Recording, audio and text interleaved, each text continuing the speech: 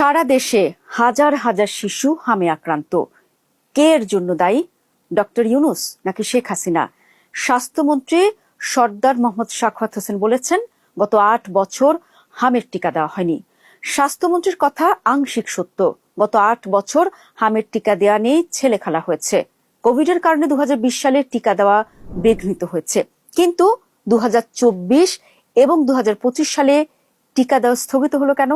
Doctor Yunus তো নিজের কাছের মানুষকেই স্বাস্থ্য উপদেষ্টা পদে বসিয়েছিলেন।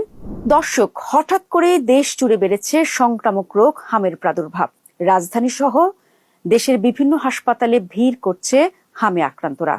স্বাস্থ্যমন্ত্রী সরাসরি বলেছেন, গত ৮ বছর টিকা দেওয়া হয়নি, এজন্যই এই অবস্থা। তিনি জানিয়েছেন, সরকারের গুদামে হাম এবং রুবেলার কোনো টিকা নেই। ইতোমধ্যে ৬০৪ কোটি টাকার টিকা সংগ্রহের উদ্যোগ নেওয়া হয়েছে। টিকা সংগ্রহের পর আগামী জুনে দেশব্যাপী বিশেষ ক্যাম্পেইন করার পরিকল্পনা আছে। টিকা আসলে দেয়া হবে টিকা, কিন্তু যাদের টিকা দেওয়া হয়নি তাদের কি হবে? সারা দেশে ৫০ লাখ থেকে ১ কোটি শিশু হামের টিকা থেকে বঞ্চিত হয়েছে। বিশ্ব স্বাস্থ্য সংস্থার গাইডলাইন অনুযায়ী শিশুর বয়স ৯ থেকে ১৫ মাসের বাইরে প্রতি ৪ বছর পর পর আরও ১ ডোজ টিকা দেওয়া হয়। একে বলা হয় MR ক্যাচআপ প্রোগ্রাম। সাধারণত যেসব শিশু নিয়মিত টিকা নেয়নি তারা এই টিকার আওতায় সম্পূর্ণ সুরক্ষা পায়। যে শিশু নিয়মিত টিকা নিয়েছে সেও এই টিকা গ্রহণ করে। দেখা গেছে 2020 সালের ফেব্রুয়ারি থেকে মার্চে এই টিকাদান কর্মসূচি ছিল। ঠিক তখনই বাংলাদেশে করোনা মহামারী শুরু হয়, ফলে তখন টিকাদান কর্মসূচি সম্পূর্ণভাবে হতে পারেনি। এরপর WHO এর হিসেবে 2024 সালে এই টিকার ফলো আপ হওয়ার কথা, কিন্তু রাজনৈতিক টানাপোড়েন এবং অন্তর্বর্তী সরকারের উদাসীনতায় গত বছর এই টিকা দেওয়া হয়নি। ফলে 5 থেকে 6 বছরের ইমিউনিটি গ্যাপ তৈরি হয়েছে, আর এতে করে হামের সংক্রমণ বেড়ে চলেছে দেশে। বাংলাদেশের সম্প্রসারিত টিকাদান কর্মসূচি EPI নিয়ে জাতিসংঘ গত বছর যে রিপোর্ট দিয়েছে তাতে দেখা যায়, করোনার সময় 2020 সালে হাম রুবেলার টিকার প্রথম ডোজ দেওয়া হয়েছিল 91.41% শিশুকে, আর দ্বিতীয় ডোজ নিয়েছিল 89.96% শিশু। সেই হিসেবে করোনার কারণে EPI কর্মসূচি বাধাগ্রস্ত হওয়ায় 10% বেশি শিশু ওই বছর হাম রুবেলা টিকার আওতার বাইরে ছিল। এরপর 2021 থেকে 2023 পর্যন্ত এই টিকার কভারেজ প্রায় 100% কাছাকাছি ছিল, কিন্তু 2024 সালে এসে আবার দেখা যায় টিকার প্রথম ডোজ নিয়েছে 97.96% শিশু। অপরদিকে দ্বিতীয় ডোজ নিয়েছে 96.15% শিশু। সেখানেও 4% কাছাকাছি শিশু টিকার বাইরে রয়েছে। গত বছর 2025 এসে টিকার প্রথম ডোজ নিয়েছে 92.73% শিশু, আর দ্বিতীয় ডোজ নিয়েছে 90.57% শিশু। সংগত কারণে এই 3 বছরের হিসাব বলছে EPI থেকে 24% শিশু হাম রুবেলার টিকা পায়নি। আর 2020 সাল থেকে হিসেব করলে এই সংখ্যা মোট শিশুর 30 থেকে 35%। অর্থাৎ গত 7 বছরে প্রায় 1 কোটি শিশুকে হামের টিকা দেওয়া হয়নি। 2020 সালে কোভিডের কারণে সব শিশুকে টিকা দেওয়া যায়নি, কিন্তু 2024 সালে কেন ঠিক মতো টিকা দেওয়া গেল না? 2025 সালে ডক্টর ইউনূসের মতো নোবেল জয়ী বরেণ্য ব্যক্তি যখন ক্ষমতায়, তখন কেন টিকা কর্মসূচি বাধাগ্রস্ত হলো? স্বাস্থ্য অধিদপ্তরের কর্মকর্তারা জানিয়েছেন, সরকারকে বারবার বলার পরেও সরকার কার্যকর কোনো পদক্ষেপ নেয়নি।